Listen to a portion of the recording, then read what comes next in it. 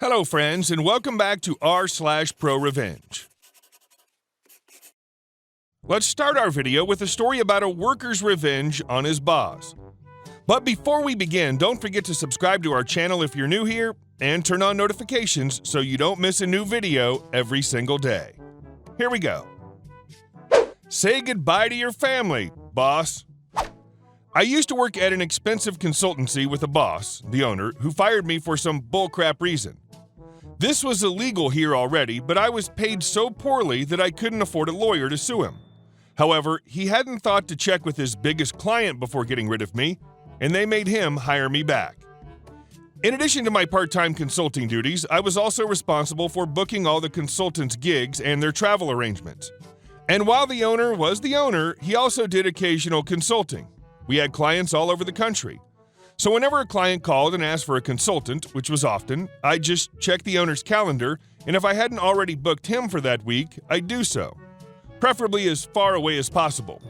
I'd ship him out on Sunday and fly him home on Saturday. He'd come home Saturday afternoon jet-lagged. He'd have just barely a day to recover and see his family. Then he'd have to leave for the airport to fly out for the next gig. The clients were thrilled. They thought he was the best man we had. He couldn't complain, partly because it made him a lot of money, and partly because I made sure he was never there to complain. Also, he was a weird guy who insisted on micromanaging my computer programming work to the point that before he'd leave, he'd tell me, "Don't do anything on that until I get back." And he meant it. If I did any work on my work while he was away, he'd be irate. But if I sat on my butt until his return, he'd be fine with it. So he told me, "Don't do anything on that until I get back," thinking he'd be back the next week. And I kept him away for about 4 months, during which time I booked the consultants and serviced my one client, which all added up to working about 1 to 2 days a week, then sat in my office and read novels. This was pre-Webb. And he had to pay me for it. As I said, this went on for about 4 months until his very pregnant wife appeared in my office one day, loomed over me, and in a very quiet voice informed me she would like her husband back. Recognizing this for the quite severe threat it was, I took pity on her and changed some bookings so he could come home. I let him stay home for the birth of his child, and for exactly the amount of paternity leave he said he'd be taking. Then I sent him away again. And our second story. My lazy coworker. I want all of your work hours, but just the ones where I actually don't have to work. So my coworker started asking me intrusive questions about how many hours a week I work. We're caregivers who work for an agency where we take care of elderly people in their own homes. I didn't feel like it was any of her business and diverted her by saying my schedule's always changing, but since I'm flexible and work hard, the boss tries to give me as many hours as she can. So my coworker gives me this sob story about how poor she is. She's actually a psychiatric nurse who has a suspended license because of very poor performance. She has a daughter and a husband, who won't work because he don't want it, to support, and now they're accustomed to a better lifestyle. She wants me to give her some of my shifts since she suspects I get more hours than I do. I do. I work anywhere from 60 to 100 hours a week because I'm rewarded for my great work ethic. I tell her if I have any shifts come available, I'll keep her in mind. But she explained she just wanted me to transfer shifts to her. No. She takes poor care of the elderly client and does not do her fair share of the cleaning anyway. But then here's the kicker. She says that she wants the night shifts, where we're literally getting paid to sleep. You take care of the client during the day, and then you're available at night to help them to the toilet if need be.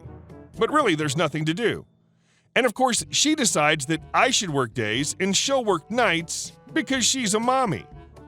Just politely got out of that conversation as quickly as possible. But later my boss told me that she called her asking the same thing. I love my boss. She thought this was a bullcrap move and cut her back to 20 hours a week. And our last story. Manager caught in Webb.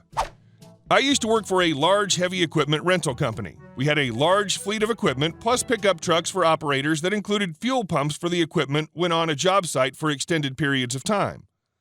In the beginning, I was a parts runner with the shop manager, Nosferatu, because that's how he looked, as my direct supervisor.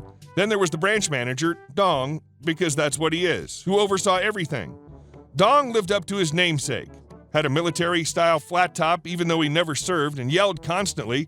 My sister also has worked for the company, and he's constantly berated her for, get this, doing her job properly. She got her own malicious compliance in, but was eventually laid off when the company hit a rough patch. Turned out to be the best thing ever because she now has a far better job. Dong continued to talk crap about everybody, and anytime I would approach him regarding things I heard he told others on my work ethic, he claimed he never said it. If I'm doing my job wrong, I want to improve, but he claimed I was doing everything right. Yet when my reviews came around, his comments were always negative, and I would not get a raise. Nosferatu and the assistant service manager were fired because they brought guns to work and were firing them into boxes in the office after hours. I was offered the role of assistant service manager for that branch and our neighboring branch, which also meant the service manager of the neighbor branch was to oversee both. We'll call him Gonzo, and became my direct supervisor.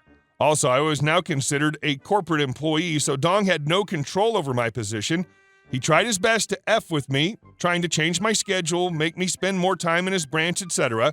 And while I tried to comply, it wasn't with much effort. My boss spent more time in Dong's branch, and I spent more time in the other because we lived closer, respectively, and we could divide and conquer.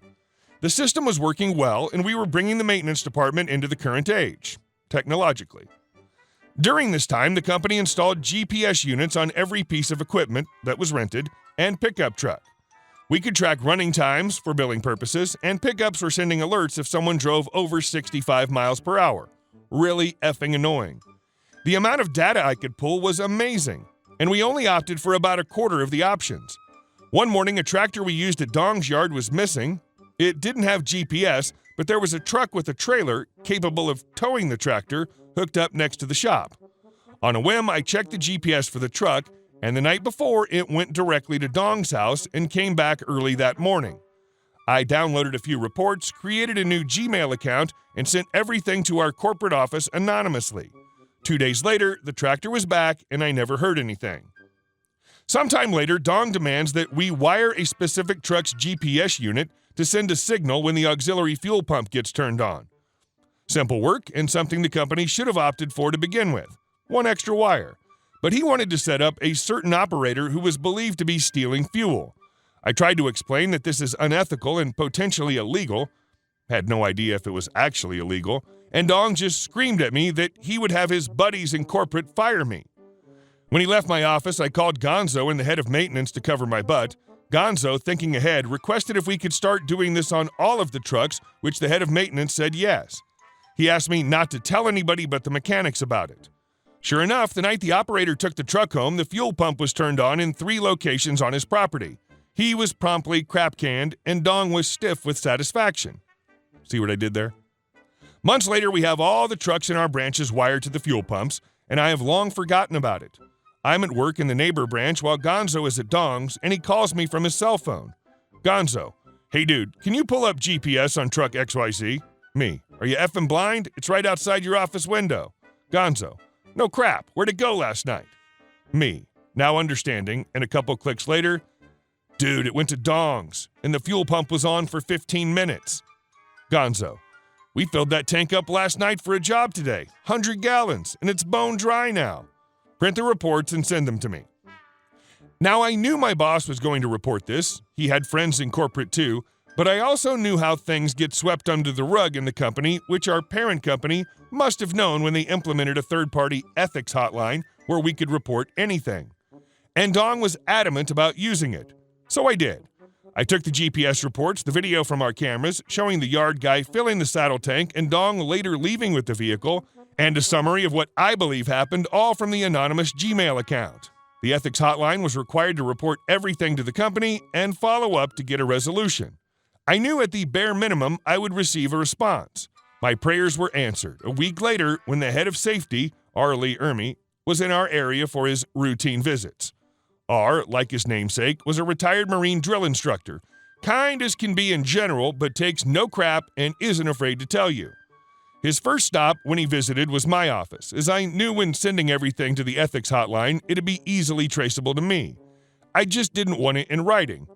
R knew what was up, and we went through everything together. Without saying as much, I knew he agreed with my findings. He was disappointed I didn't come to him first, but he also understood my mistrust in the system for previous issues before he was with the company. R made the rounds talking to others and got the same general story from everybody that Dong was 250 pounds of tube steak. By the end of the week, it was announced that Dong was leaving the company and the two branches would now entirely act as one while remaining physically separate. All of our jobs were made significantly easier because nothing was separated anymore. I never spoke to Dong again. However, he does show up on my LinkedIn recommendations often. Every time I see his name, I view his profile.